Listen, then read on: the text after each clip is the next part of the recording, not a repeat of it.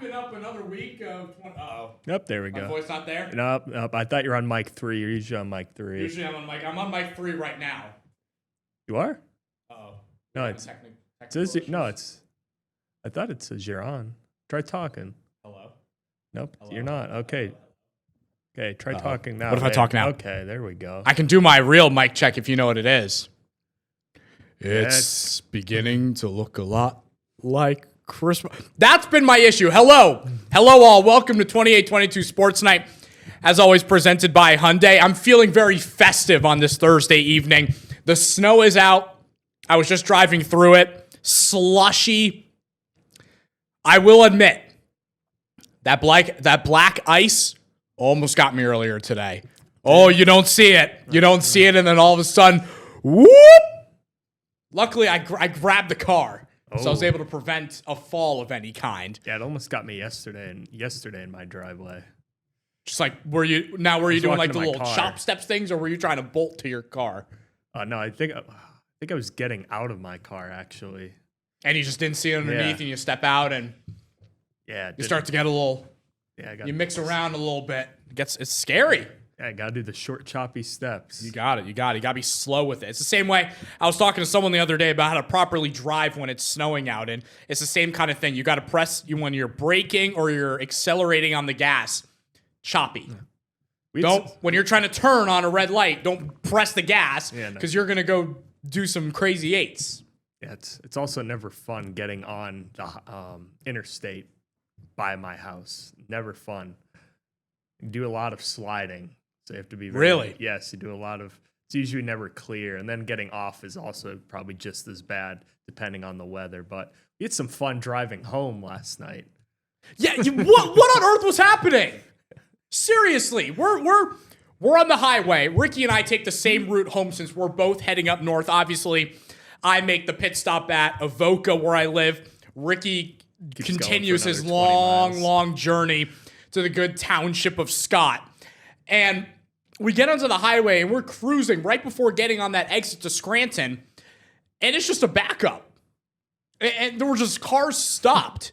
And usually apparently construction never ends. No. When are we stopping the construction projects? Because there's no end date. Yeah, I don't know. I think they're trying to add another lane there, it looks like, and they're trying to do some work on the bridge above. But when's it going to be finished? 2052? Yeah, it feels like ever since I've worked here for the last 2 years, that has been under some kind of construction. I've never seen in my lifetime living in PA for 2.5 years a highway with no construction on it. Everywhere I go. And then ends. You got to just merge into one lane, and there's one exit this way, there's another exit that way, or you can keep going straight. But last night, it was just a standstill.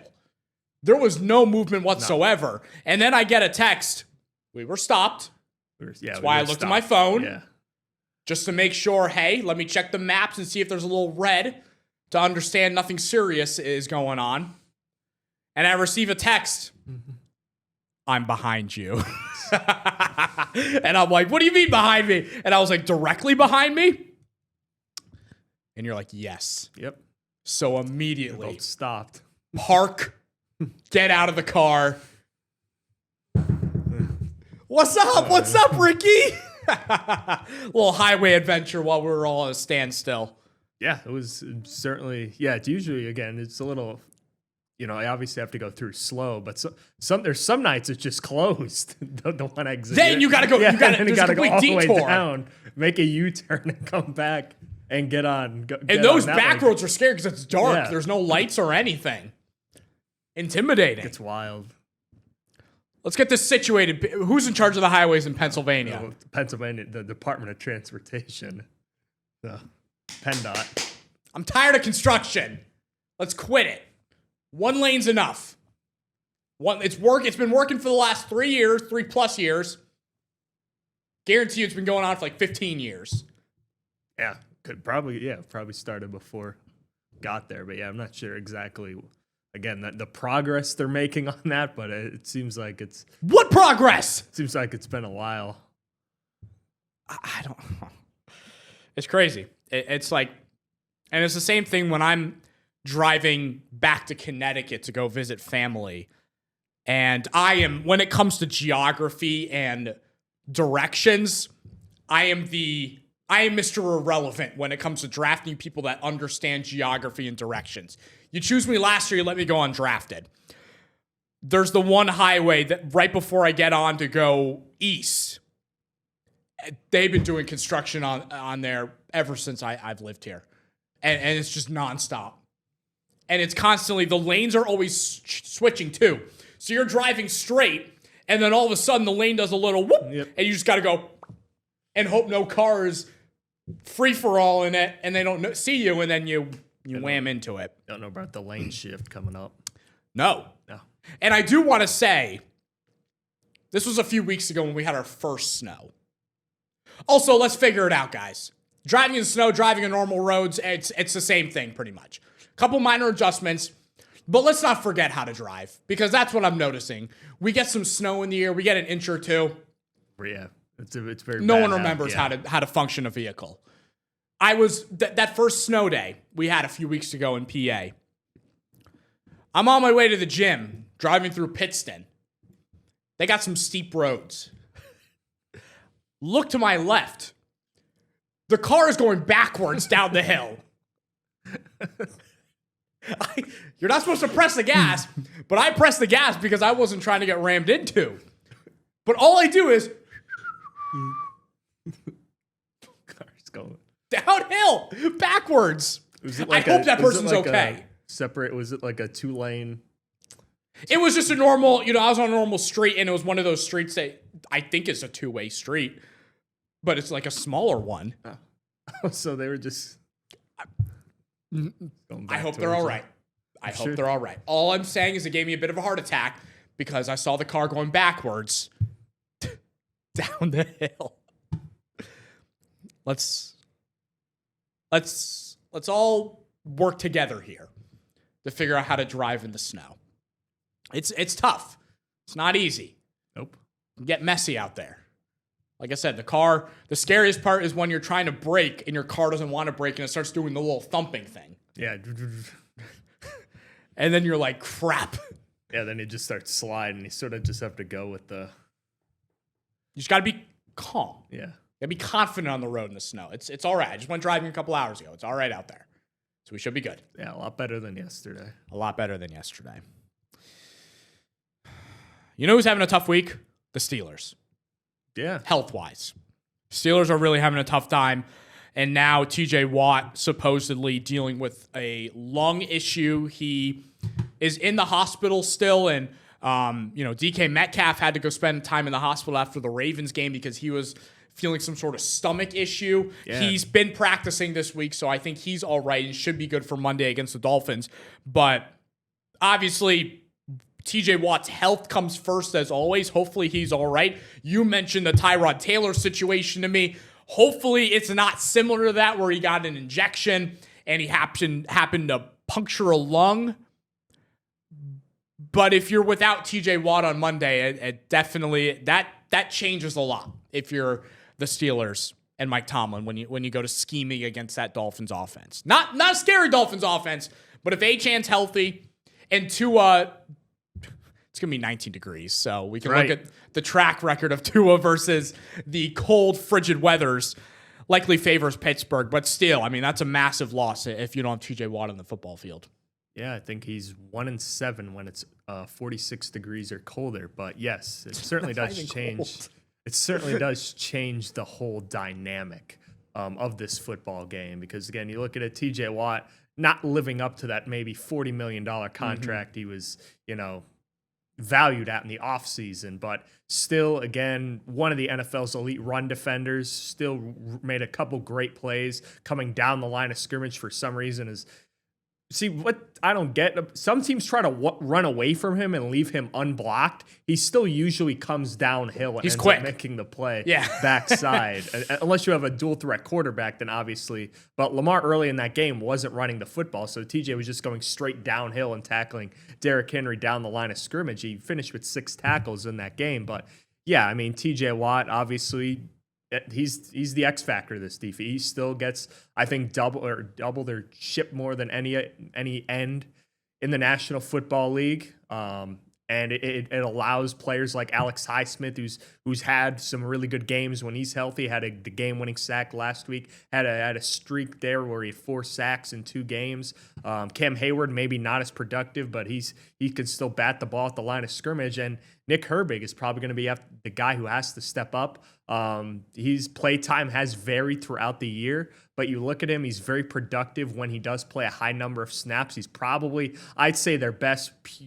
If we're judging off of pure talent as a pass rusher, he's probably their most talented pass rusher. But yeah, you're hoping the best for TJ Watt, but typically with lung injuries, there's not many, it's not like a knee where it could be a sprain, a fracture.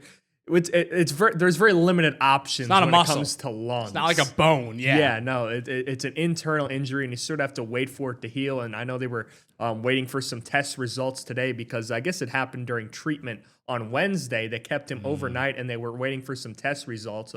Alex Highsmith and people have spoken with him say he's of high spirits.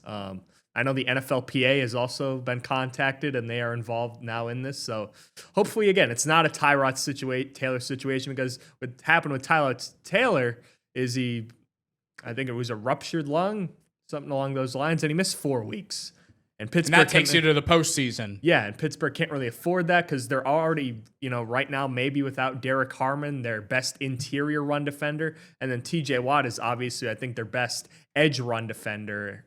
And going up against a Dolphins team that is, over the last 4 weeks, has run for at least 164 yards a game. You probably want your best run defenders healthy, and they're already dealing with a plethora of injuries on the defensive side of the ball. Landon Roberts, one of the run-stuffing linebackers, dealing with the concussion. Patrick Queen was dealing with the hip injury, was in and out of last week's game against Baltimore. And then a couple players in there, Kyle Duggar dealing with the hand injury, but they're optimistic that some of those players will be ready to go for Monday night when it will be a nice warm 20 degrees in Pittsburgh. So hopefully Tua brought those hand warmers. I don't even know if that will do it at this point. He's probably tried that, and the results haven't been too pretty. Like Mike Tomlin said, we're not medical experts. None of us are. You want to Thanks, elaborate. Coach. Appreciate it. Was a little confused if you were Dr. Tomlin or Coach Tomlin. I don't want to elaborate. Shocker. No, obviously, if you're going to be without Watt. Now, Harmon, is he hurt this week? Or is he playing this week? He's optimistic. He said he wants to play. Because it'd be huge. If you don't have Watt for this game, it'd be huge to have Harmon back on the field. Yes. Harmon, it seems like it was an injury to the same knee he missed the first two games of the regular season with. Mm-hmm. I think it is that same knee. It's just a different injury. Okay. But he seems optimistic. I don't think he practiced on Wednesday, but I think they're pretty optimistic, especially with the extra day, because Mike Tomlin, out of the graciousness of his heart, gave them Wednesday off because they were so battered and bruised, and now they're operating obviously a day behind. So today was basically their Wednesday. They'll probably go Thursday, Friday, Saturday, and then they'll release the injury report. But he's optimistic. It seems like he wants to be out there. He said he's growing impatient. He wants to be out there, and they're certainly missing. And Mike Tomlin, I think, touched on him earlier in the week. They touched about his impact, and he's like, he's a first-round pick. Of course we're gonna miss his impact on the field. And maybe his pass rushing stats have not been as good as people may have hoped, but when he's on the field and they're running the football, I think in the 7 games he's played, they've allowed 96 yards a game running the ball. In the 4 games he's missed, they've allowed. Or maybe the 9 games he's played, they've allowed. In the 4 games he's missed, they've allowed 196 yards on the ground. Well, the thing with defensive players and if you're the average football fan, I don't think you pick that up, is you're not going to stuff the stat sheet and make, if you don't have huge eye-popping numbers on paper, that doesn't mean you're not making a huge impact. You can make a huge impact on the game regardless of your stats. So yes, maybe if a fan, hasn't watched the Steelers too much and sees Derek Harmon on the field in a first-round pick, their first thought will be, oh, what has he done this year? Well, like you alluded to, he is a huge piece for that Steelers defense, and would be great to have him on the field. I am curious. I do wonder, and I need to look this up. Maybe I'll look it up during our break in a couple minutes, what the clinching scenario would be for the Steelers in regards to the AFC North. And I think a lot still needs to happen. I think they're far away. It's too early. Are they far away with it? Because technically, you still have a two game advantage over Baltimore right now. When you have one game better record, they're 6-7, you're 7-6, and you already have that tiebreaker. So that's essentially another game right there. And they have Cincinnati this week, and Joe Burrow's going through his stuff. Joe Burrow's. But if they're healthy, which T. Higgins, why on earth was he on the field? Yeah, I don't know. There were multiple instances he hit his head. The guy still scored 2 touchdowns. But he scored a touchdown after, I think, the report. He had a concussed touchdown and an unconcussed touchdown. But nonetheless, Joe Burrow, Jamar Chase, they've looked solid. The defense is atrocious. Oh, yeah, they're off. And the Bengals defense may be in a good spot because I don't know how good the Ravens offense really is either. Lamar still looks very banged up. He doesn't look healthy. He does not look healthy, and he's dealt with a lot of lower body injuries this season. I know he rested yesterday. An ankle. And a reporter actually asked if he was watching practice while he's because he's had a lot of rest. He's like, yeah, he said, quote unquote, he's got eyes everywhere. All right, so we better watch out for Lamar. Lamar, if you're watching this somewhere, you think he's watching us on the show? I'm sure he is. I'm sure he's got the 2822 Now app not down there in Baltimore. Well, if he does, he has a chance to win $1,500 in grocery money. Yes, he does. I think that's the giveaway we're doing. I don't get the opportunity to yes, because it's 12 days of streaming. 12 days of streaming. Lamar Jackson, if you're watching this. So now we're on YouTube. Trying to feed you that good food. We're live streaming on Facebook and YouTube now. Oh, so Lamar's definitely watching. He's got 6 sets of eyes on us now. Yeah, he does. Lamar Jackson. Good luck this weekend, sir.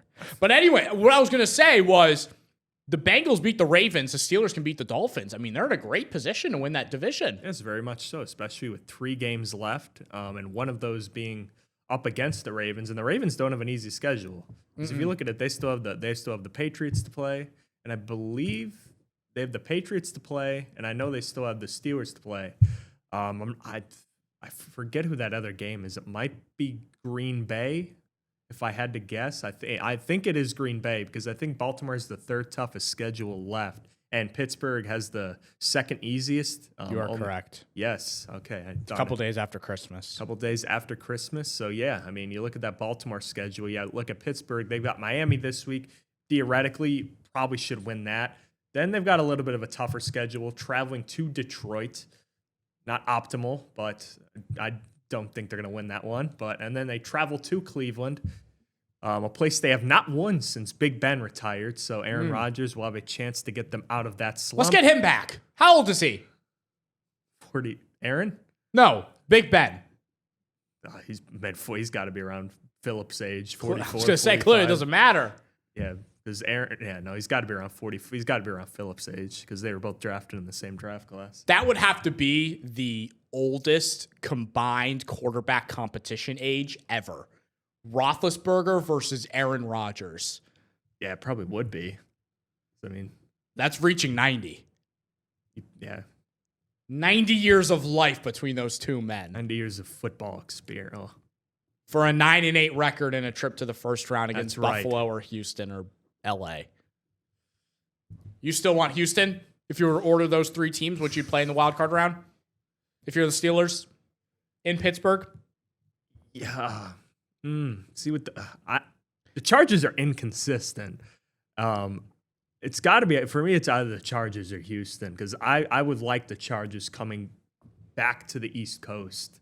100%. Oh, yeah. And having to face Pittsburgh in cold weather. Cold weather. Because you can run the ball against the Chargers. You can run the ball. Pittsburgh ran the ball a little bit against them last time, but they did ultimately fall in that game because of some turnover issues with Aaron Rodgers and things of that nature. Their pass defense has actually been pretty good over the last couple weeks, but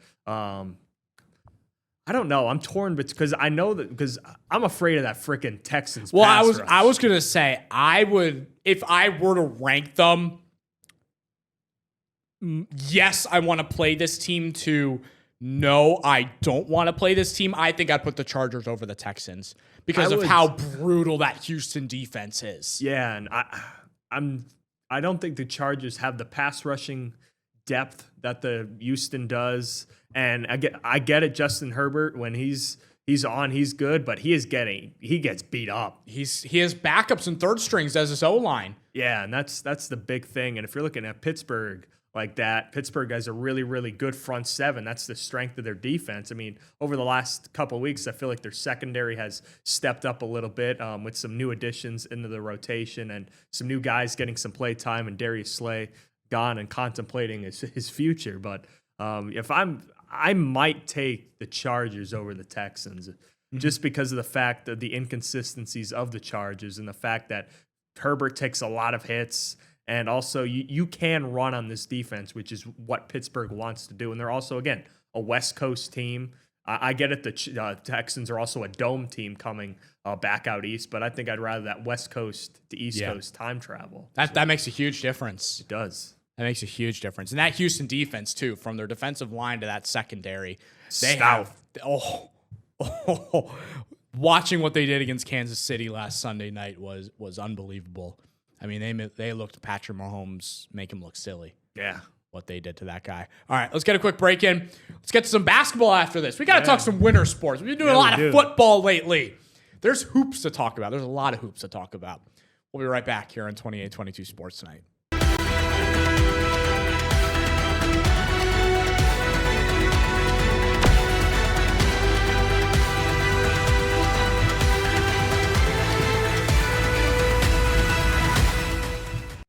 Back here on 2822 Sports Night, presented by Hyundai, 8 to 9, Monday through Thursday on the 2822 Now app. Remember, if you download our app and, you scan the QR code and you can win some money, right? Who doesn't like free money? Keep those hands down. We all like free money, especially when you can buy food with it. Yes. I was going to ask, what do you put on your grocery list when you go? But I imagine you still have the advantage. I do. I do still have that advantage. Hey, Mom, you might grab me some graham crackers while you're at the store? Thanks. Appreciate it. You have that. I don't have that luxury anymore, unfortunately. I wish I did.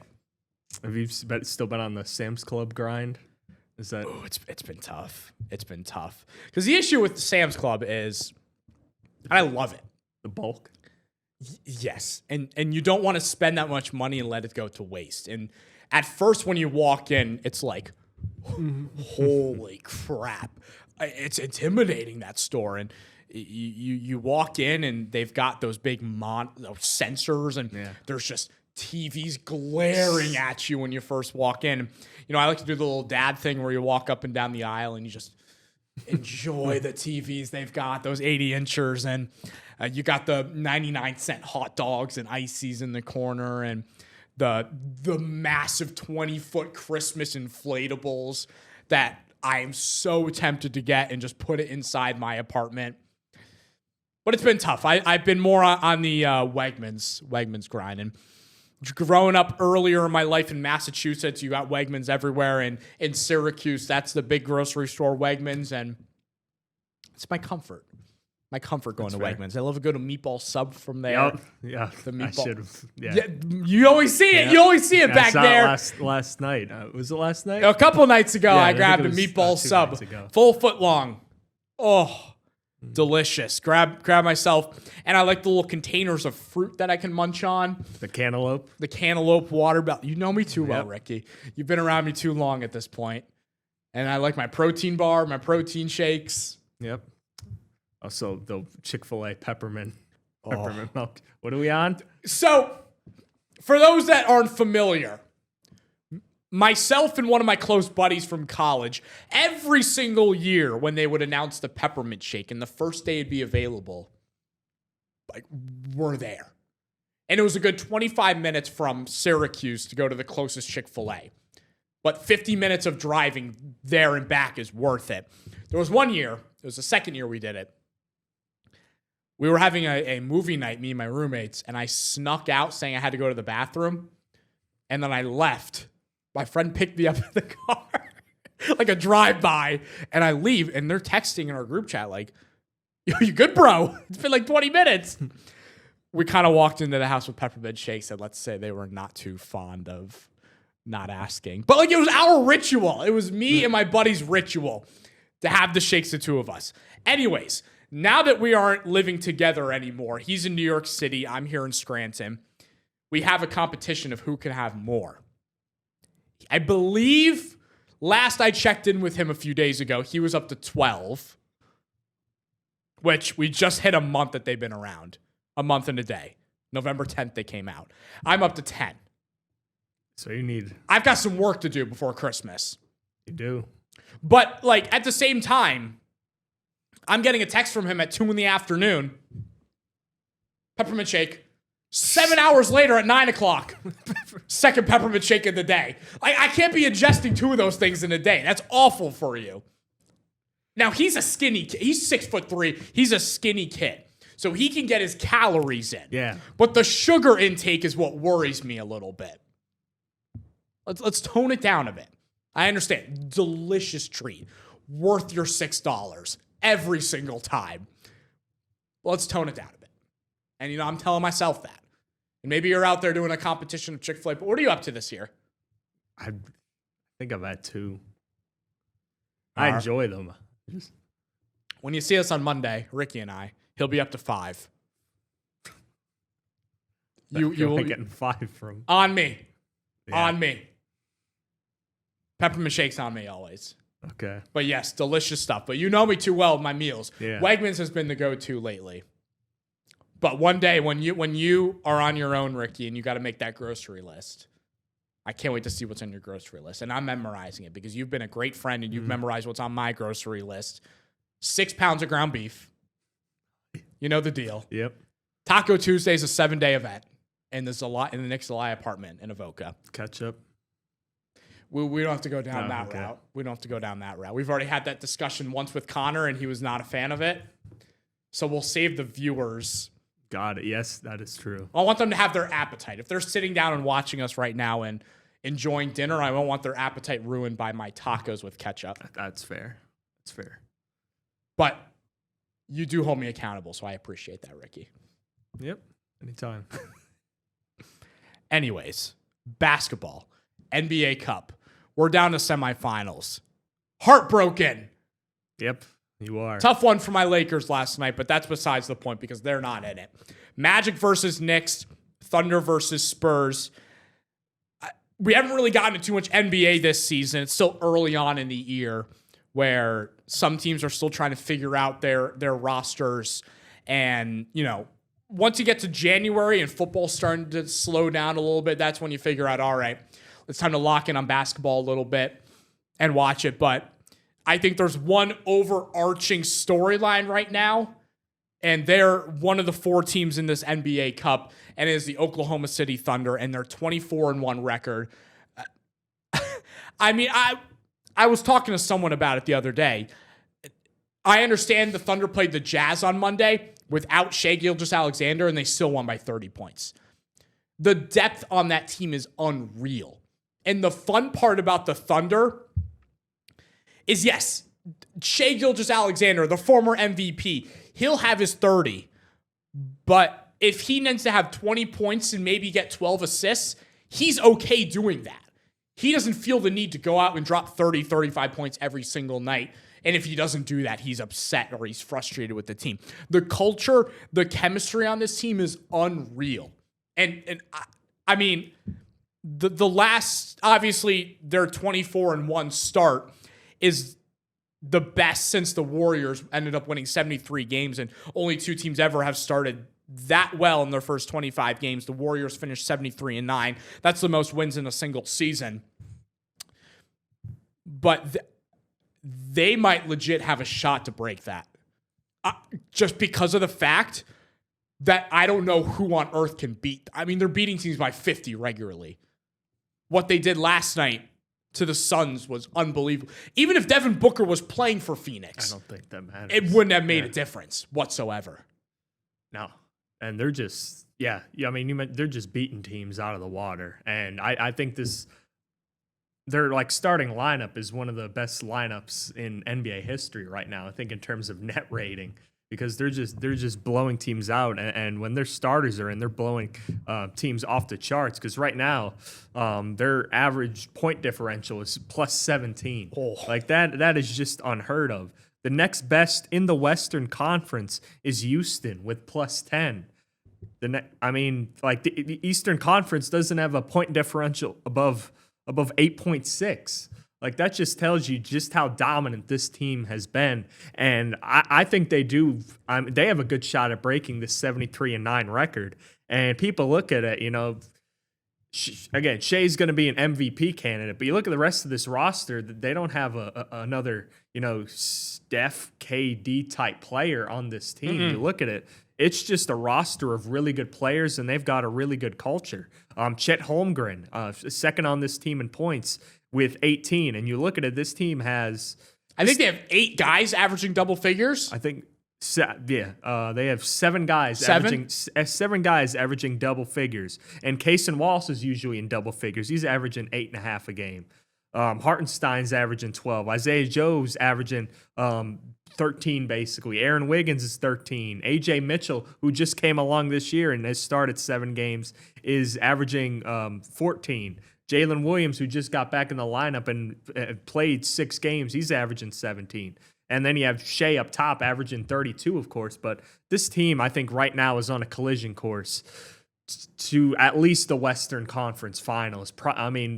With the way they keep playing the NBA Finals, the only thing that could really stop them, I think, at this point is injury. If they have an injury to, obviously Shea, Chet, Jalen Williams, any one of those top 3 guys, if they have an injury to them, then you may be like, okay, but this team is just beating teams out of the water. They are really, really good defensively. They have a lot of guards, feisty guards bought into defense. Lou Dort, Kaysen Wallace, Shea, obviously. And then you have Jalen Williams, who's more of their versatile, rangy defender. Chet Holmgren's a really good rim defender. You can get physical with him, and he can, I think, back down a little bit, but still, again, a really good player on the inside. I mean, there's just not, I don't think right now you can look at this team and say they have a clear-cut weakness or a clear-cut area where you can attack them. Yeah, and you brought up a fantastic point about there isn't that second household superstar name on the team. The casual NBA fan, you just went through and listed all the guys averaging over 10 figures. You go on the street and ask someone, hey, what do you know about Isaiah Joe? What do you know about Aaron Wiggins? They're not going to be able to tell you crap. But those guys, they play their role on both sides of the basketball. Offensively, certain guys know, hey, I'm going to be a three-point shooter. I'm going to go wait in the corner. Shea will find me. Shea will find me in the corner. Defensively, they are just so long and lengthy, and they make it impossible to score. We didn't even mention Alex Caruso. I just realized that. Off the bench. He doesn't even average double digits. The anchor of that defense, and he's just an energy guy, but he could give you 15 or 20. Oh, he can't. If you're down a couple players, he could step in and score 15, 20 points. And that's the thing, is how deep they are as a team. And the scary part, you can thank the Clippers. Clippers, who have the 4th worst record in the NBA right now, the Thunder have their pick. They got another lottery. Thanks to that SGA trade. And they have the Jazz pick, which if it's outside the top 8, goes to the Oklahoma City Thunder. Okay, Danny so there's Ainge. You better. I know you don't like losing, Danny. No. Just stay in that 8 range, below 8. So this team is that good, and they could possibly have 2 top 10 picks next year in an NBA draft that's slated to be one of the best classes in years. And mind you, they just extended SGA, Chet Holmgren, Jalen Williams. These guys are on contract for the next 4 or 5 years. Yeah, and the thing is, like, some of these players that they've gotten late, they draft well. They like do. AJ Mitchell, like, obviously Chet was a top of the line pick. SGA was up there as well. Or SGA wasn't drafted; he was traded to them by the Clippers, and I'm sure they ultimately regret that trade, as he was part of the Paul George trade. But AJ Mitchell, like all these guys that they're getting near the bottom, middle of the first. These guys aren't household names that were near the top of the lottery. No, they're just executing well in the draft. And that's an even bigger part, to be this great team. Sometimes you're going to be picking at the bottom of the lottery, and that's why people think first round picks in the NBA are a little bit more expendable if you're one of those top tier teams, and that's ultimately why the Clippers thought they would be in this range with the Paul George Kawhi Leonard duo, which ultimately ended up failing in part due to injuries, and they can never stay healthy. But this is a team that just drafts well, they develop well, and this is how you keep a dynasty going. And especially in the inflated NBA contract area, you need these guys to pan out. There's a little bit more pressure on these guys to pan out if you want to keep the longevity of this team going. And with the way salary cap has exploded in the NBA, and also the supermax, the max contracts with all these players, if a player makes an all-star team once, it really, really inflates how much they make. And who knows, it could be a fluke year, but they have just really, the players that they have drafted and the culture that they have bought into, I think make it so important and so much more impressive as to how this team is built and how they look to continue to be built in the future with a possibility at getting some really high lottery picks in the near future in a really loaded draft class coming up this year. And it was rare last year when OKC won the title to retain practically the entire roster back. Yeah, because I think everyone expensive. Came back. Because usually you lose guys and you have free agents after a title year, and it's like, all right, I got my ring. Now it's time to go get my paycheck. But they brought everyone back, and they're going to come to a situation. I'd be actually curious to look at like what their cap situation would be for next year. Because I think you have Cason Wallace maybe coming up for again, eventually you're going to have to, and that's what happens when you're a contender year in and year out. Eventually there comes a time. Lou Dort, Isaiah Hartenstein, Kenrich Williams, Cason Wallace, like you said, they're all on team options. You have to imagine Cason Wallace is going to get some type of deal for probably a little bit more play time as well, if he's interested. 100%. But there's and money's money. When you see, when a team offers you a $25 million a year deal, like it's hard to turn that down. Yeah, it's hard to say no to guy that. In your mid-20s, and exactly, like you're in your prime. You want to take advantage of those days where you still got your young legs on you, and you're explosive, you're athletic before that age hits you. But at the same time, there's something about this team's chemistry and culture where I could see guys taking pay cuts and staying. And if they're winning, like if they go and win the title this year and it's not close, why not run it back for another couple years? See how many in a row you can get with this core. Just because it's working so well. Like you said, there's no flaws. It's hard to find a flaw on this team. It really They is. shoot the ball well. And it was so funny. I was watching SportsCenter last night, and Scott Van Pelt had Kendrick Perkins on, and they were talking about after the Thunder beating the Suns by 49 last night. Perk made the comparison of SGA to Michael Jordan.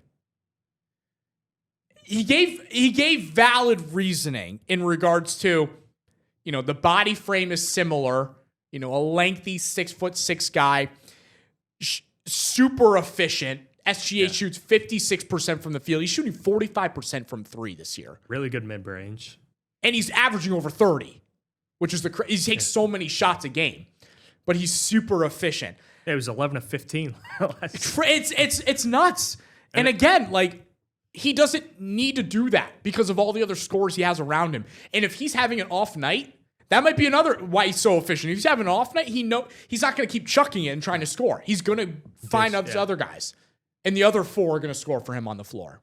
It's very remarkable. It's crazy to watch just how fluid their basketball games are, and for a small city like that to have success.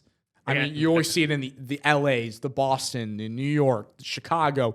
Those are the big cities that have these dynasties. But for the fact that little Oklahoma City is on the verge of breaking into this 2020s dynasty, it's really awesome to watch as a basketball fan. It is, and I think this is where having a great front office comes in. Sam Presti's done a hell of a job. Yeah. I mean, like this guy, I don't think he had KD, Russ. Like that's why I said they draft well. I mean, James Harden, obviously, all those guys more top tier, high fledged prospects. But Serge Ibaka, Steven Adams, he put that together. That fell apart, and he retools, garners assets. Gets Paul George to come to the Thunder. Then they trade away Paul George to the Clippers, get more assets, bring in SGA. And ever since then, they've been building with them. And they got Jalen Williams and they get Chet Holmgren. And I mean, they've just gotten prospect after prospect, and the front office has done a great job. They haven't really overpaid. I mean, no one from front office is going to be perfect, but for the most part, they've gotten good deals. Sam Presti is always hunting for good deals, and that's why I'm hopeful for my Wizards because, Will Dawkins came from that same tree there in OKC, so I'm hoping, still praying that the Wizards can somehow garner their way into relevancy. But, I mean, I think that to be a successful team in a small market, you need to have a good front office and you need to have a good culture and a good message to send. Like, look at Indy. I know Indiana's had a tough year for sports with Tyrese Halliburton, but look at that team. I mean, you look at that team, very similar. No big name player. I mean, obviously you have Halliburton, who's the lead guy, who's their double-double machine. Pascal Siakam, the rangy forward. They had Miles Turner. And they've just got a bunch of young guys, and Benedict Mathurin, Nembhard. Obviously, they've struggled this year, but Indiana, very similarly, having a good front office surrounding their young player with good assets and sensible contracts. But yeah, OKC is just on a different level, and a good front office, and a front office that doesn't get big heads. They're usually the key to keeping this thing going and keeping everyone in check. And the Thunder have done all that rebuilding within a decade. Yes. It's been a decade. There are NBA teams that in our lifetime haven't been relevant in 25 plus years. Jazz, the Grizzlies, the Wizards. I was gonna see if we maybe got past before saying that. I fully realize. But there's teams that haven't rebuilt. They haven't done anything relevant in 25 plus years. And the Thunder have gone from making the finals with one big three, realizing it didn't work. They all split up, and then proceeding to build a new big three surrounded by depth that has won a title and will probably win multiple more in the next several years. Yeah, very much so. And it's gonna be interesting because, again, injuries can happen, and unfortunately they do at the most inopportune times. Of course. But right now, I mean, they're looking to easily cruise to 70, easily 60, maybe 70, and beating that 73-9 mark that the Golden State Warriors had. Yeah, again, I don't know who's going to beat them. And, this could be a discussion for another day, but you look at the big three on the Thunder that reached the finals. Obviously, the best player in that was Kevin Durant, and a lot of people consider Durant a top 15, top 20 player ever. I mean, SGA did get it done. And where would we rank him all time at this rate? So young still in his career. I mean, he's, 27? Yeah, 28? He's still in his prime. He's up there. I mean, by the end of his career, he's going to be up there. If this team, at this rate, at the rate he's going, he probably will be. It's pretty nuts. It's pretty crazy stuff. All right, let's get another break in on 28-22 Sports Night. We'll be back and talk a little hoops and wrap things up with some football as well. So we'll be right back in just a couple minutes.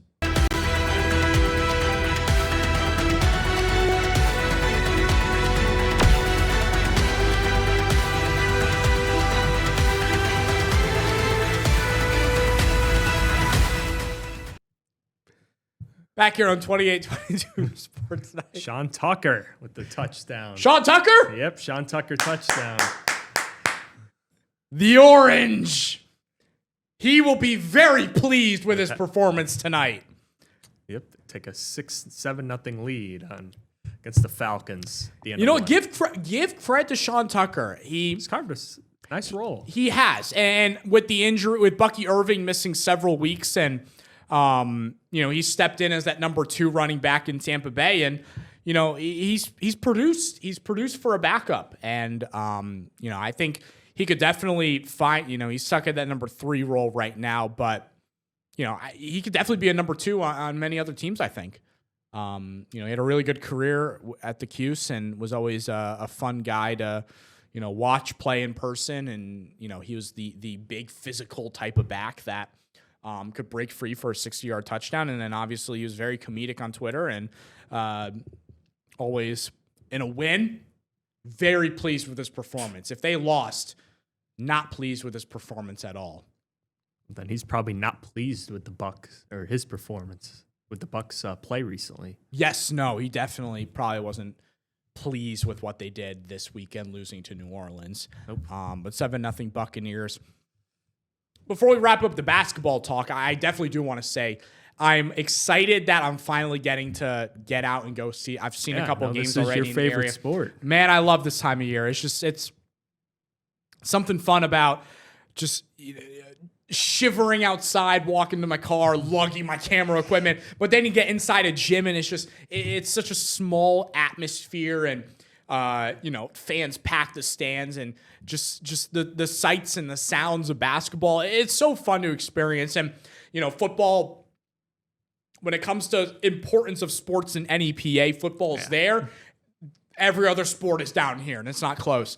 But basketball has its fan base, I've learned. And, people love the sport around here. They love the coverage we do. And, it's cool to see how passionate people are for basketball. And I'm excited to see that. I'm excited to go see the game I'm going to tomorrow at Wilkes-Barre area against Riverside. That's a game that I am really looking for. And it's one that I'm staying the whole time, too. I was like, I need to watch this game in the full 32 minutes.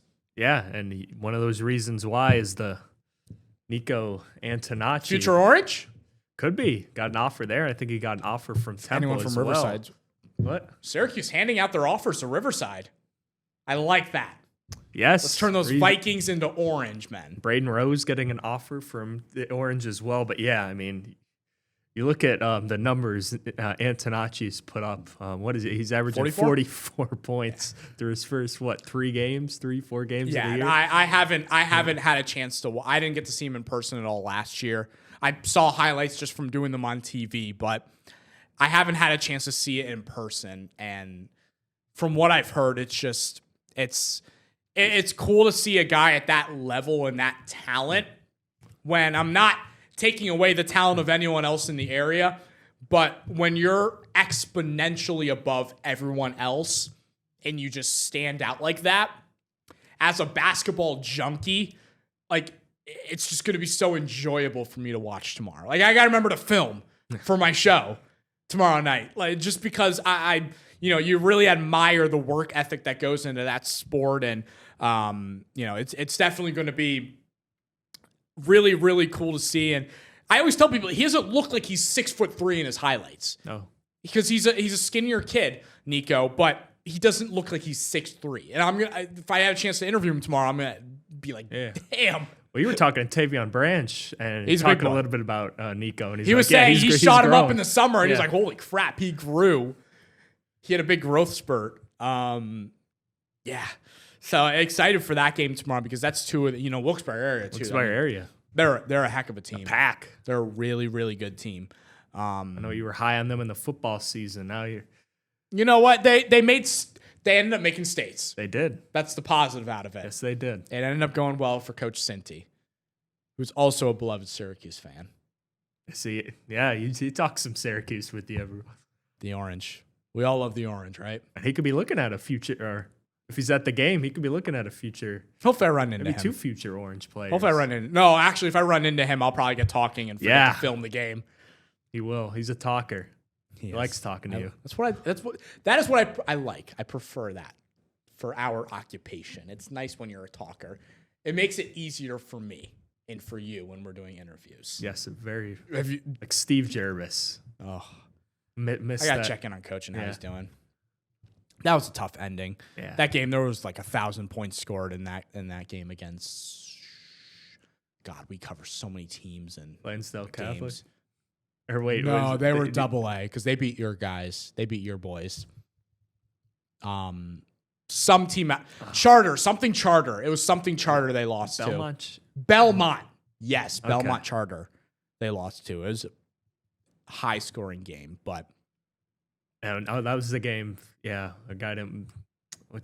Isaac didn't play Isaac until late in the yeah. second quarter. He came in trying to preserve him.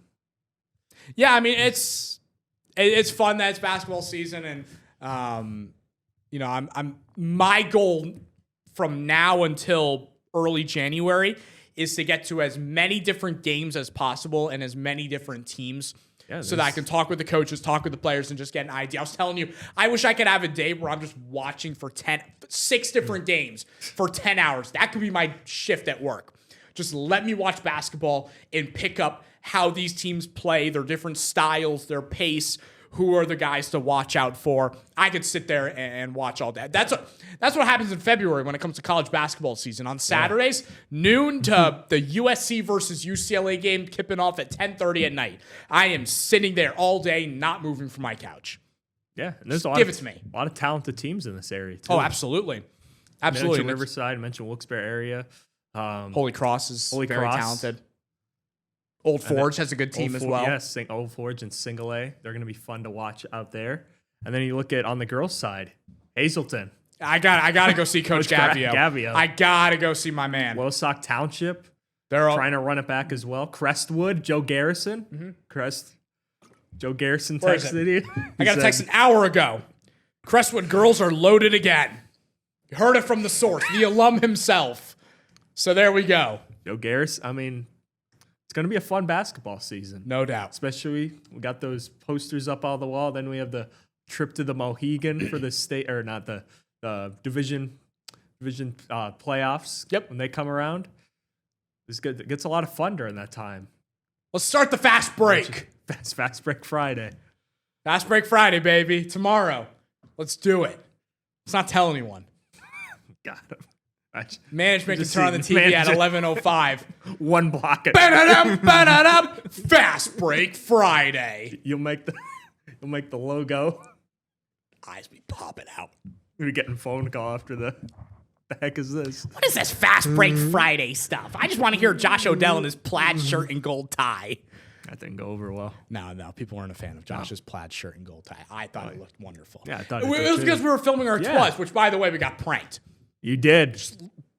People prank the weather guy and sports guy every single night. I heard he had like 10 takes. Yep, apparently we didn't have IFBs in. So we didn't hear the director and everyone else upstairs laughing their asses off because they would just keep going one more time. Well, now you know. Nose like a cherry. Yep, nose like a... You got that line memorized now. What line do you get? What line do you have? Do you remember? Did you film yet? Who are you filming with? I filmed in here. I filmed in there, right where you're sitting. Look at that. With some of the festive logos that our graphics department got. Did you film alone, or did you film? Yes, I filmed alone. I was in the chair you were at, right there. Nice. Who filmed it for you? Well, they went off that camera. I think Kelly came in here. Oh, nice. Got everything set up. All right. I think we got to go. We got to go commercial break and then end of the show. The time management's a little rough tonight. I was a little rough yesterday, but yeah, we got to go. You're good. Thanks for being with us all week. We'll be with you again next week. I'll have more on that Wilkes-Barre Riverside game. Pumped to see that. It's going to be fantastic basketball. I think Elena and then Joe will also be at games as well. Tomorrow. We're going to be covering it tomorrow. Well, on the Fast Break Friday. That snowstorm really, I think you were supposed to go yesterday, but that snowstorm canceled everything. I blame Josh Odell. He's taken away basketball from me. Where are you going? Pocono Mountain East? I was going to go to Pocono Mountain East at Delaware Valley because those were two teams that are playing really good up to this point. I heard they were pretty solid. But tomorrow's the day. Fast Break Friday, presented by... Who am I giving a free sponsor to? Chick-fil-A. Yeah. Fast Break Friday, presented by the 10-time peppermint Chick-fil-A shake.